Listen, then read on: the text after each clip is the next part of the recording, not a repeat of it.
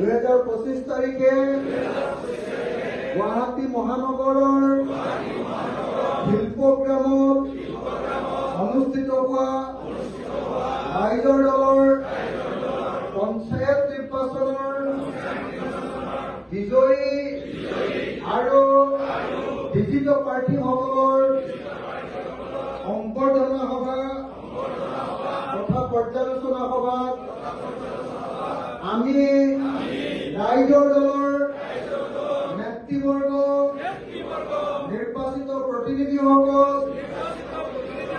কৰ্মীসকল সকলোৱে আন্তৰিকতাৰে শপত খাওঁ যে সংকল্প লওঁ যে কচম খাওঁ যে 2026 চনৰ বিধানসভা নিৰ্বাচনৰ কাৰণে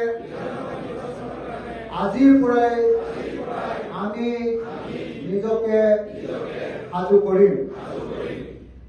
অহা কালিলৈ পৰা আমি নিজ নিজ ঠাইত দলৰ সংগঠন শক্তিশালী কৰিবলৈ, দলৰ সংগঠন মজবুত কৰিবলৈ আৰু দলটোক সংবৰ্ধন কৰিবলৈ আৰু মানুহৰ মাজলৈ বিয়পাই দিবলৈ কাইলৈৰ পৰাই কামত নিয়োজিত হওঁ।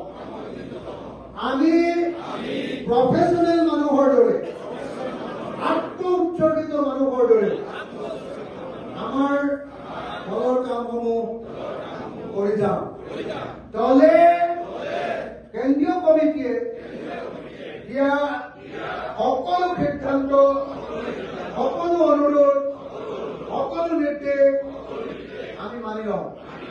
2026 চনৰ বিধানসভা নিৰ্বাচনত ৰাইজৰ দলে যিবিলাক প্ৰাৰ্থীক বিধায়ক পদৰ কাৰণে বাছনি কৰিব, আমি সেই সকল প্ৰাৰ্থীৰ কাৰণে দেহ মন কায় মানুহ বাক্যে কাম কৰিবৰ কাৰণে শপত লৈছো। আমি কোনেও বিসম্বাদ নকৰো, আমি কোনেও এলাহ নকৰো, আমি কোনেও অৱহেলা নকৰো, আমি কোনেও অজুহাত নেদেখুৱাও।